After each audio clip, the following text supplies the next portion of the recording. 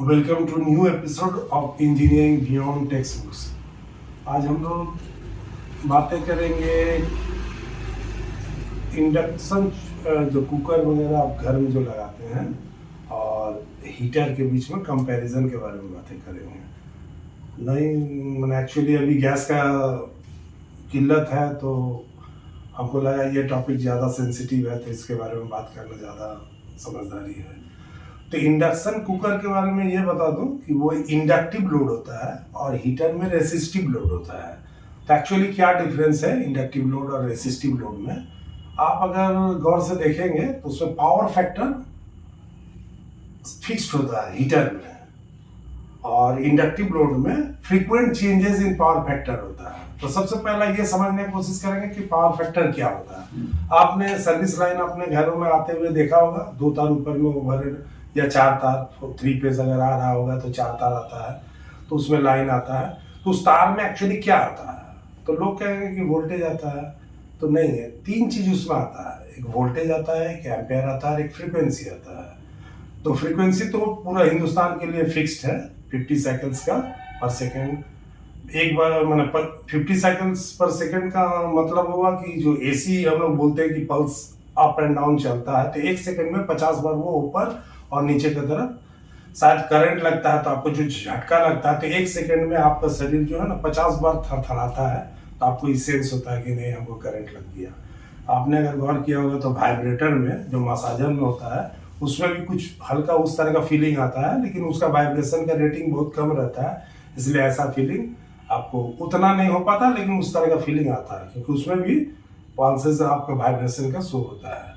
तो power factor के मतलब वोल्टेज है, एम्पेयर है, फ्रीक्वेंसी है। तो फ्रीक्वेंसी इंडिया में 50 साइकिल्स है तो लॉक कर लेते हैं, उसको साइड रखते हैं। वोल्टेज एंड एम्पेयर, तो एक एजम्पशन के लिए 100 केवीए ट्रांसफार्मर से आपके घर में लाइन आ रहा है, तो एक 100 केवीए ट्रांसफार्मर में 133 एम्पेयर एक फेस में लोड होता है। कैसे होता है कभी प्रैक्टिकली हम बता देंगे आपको कैसे कैलकुलेशन होता है, इजी लैंग्वेज में बताएंगे। तो 133 एम्पेयर है और 240 वोल्ट है, तो तार में 240 वोल्ट है और 133 एम्पेयर है। तो जब मान लीजिए ट्रांसफार्मर आपसे 200 मीटर या 300 मीटर दूर है, तो वो सफर तय करते करते 133 एम्पेयर और 240 वोल्ट वो अलग अलग हो जाता है वायर में, due to resistance. Wire resistance के लिए लूज संटिंग रहता है, ढीला रहता है, जंपर ढीला हो सकता है, कंडक्टिविटी कॉपर एल्युमिनियम का यूज हो सकता है, कुछ भी हो सकता है, लेकिन वो आगे पीछे चला जाता है। उसी को पावर फैक्टर की तरह डिमॉन्स्ट्रेट करते हैं हम लोग। तो हीटर में अगर 6 एम्पेयर ले रहा है तो वोल्टेज फिक्स है, तो आपका 6 एम्पेयर फिक्स लोड ले रहा है। आप कंसिस्टेंट जब तक आपका हीटर चलेगा वो 6 एम्पेयर फिक्स लोड में, उसमें किसी तरह का कोई बदलाव नहीं होगा। तो लेकिन इंडक्शन चूल्हा में ऐसा नहीं होता है, वो फ्रिक्वेंटली जो है वेरिएबली चेंज होता है। हायर टेम्परेचर में गया तो सडनली वो ड्रॉप करेगा और इस तरह से वेरिएबली रहता है। शायद इसीलिए आप अगर गौर किए होंगे तो इंडक्शन चूल्हा का मेन कोड जो है बहुत सॉफ्ट होता है, पतला होता है, वो खराब नहीं होता। जबकि हीटर में आप 3-20-7-20 का तार लगाते हो वो भी अपेक्षाकृत जल्दी जल्दी अंतराल में खराब हो जाता है।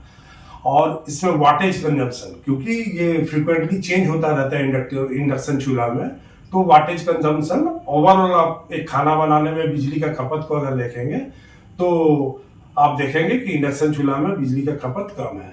और हीटर में ऐसा नहीं है, हीटर में फिक्स लोड है। तो अगर आप बिजली विभाग सरकारी विद्युत का उपयोग कर रहे हैं तो हीटर से अगर खाना बनाएंगे तो आपका खर्च ज़्यादा आएगा इलेक्ट्रिसिटी कंजम्पशन में।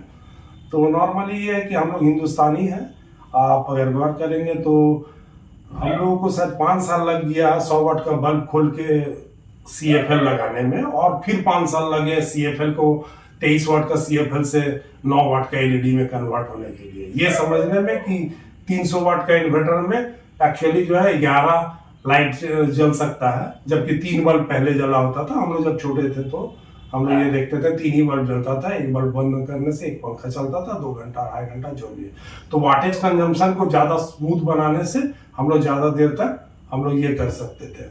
तो एक अच्छा नागरिक के तौर पे हम लोग ये कर सकते हैं कि घर में हीटर का इस्तेमाल ना करके हम लोग इंडक्शन चूल्हा का इस्तेमाल करेंगे। कुछ लोग ये कह सकते हैं कि वो महंगा है ये वगैरह, हम उस आर्गुमेंट में नहीं जाते हैं, लेकिन आप ओवरऑल अगर कैलकुलेशन करेंगे तो आपको ये किफ़ायती लगेगा। तो एक अच्छे नागरिक की तरह इंडक्शन कुकर में खाना बनाइए, हीटर पे अवॉइड कीजिए, उससे सरकारी खर्च भी बहुत बढ़ता है।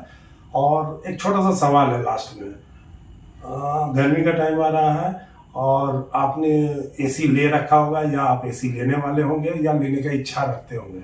तो सवाल ये है सिंपल कि 1.5 टन का एसी आप लेते हैं या 2 टन का लेते हैं। तो क्या 1.5 टन के एसी आप हाथ से उठाकर अपने गाड़ी में रखते हैं? तो 1.5 टन का मतलब होता है 1,500 केजी, 1,500 किलो को आप उठा के उसको रख लेते हैं, तो वो 1.5 टन का तो है नहीं। तो आखिर क्यों 1.5 टन का एसी का जिक्र होता है या 2 टन का एसी का जिक्र होता है? अगले एपिसोड में इसके बारे में हम लोग चर्चा करेंगे। थैंक यू, आप बने रहिए हमारे साथ। Thank you.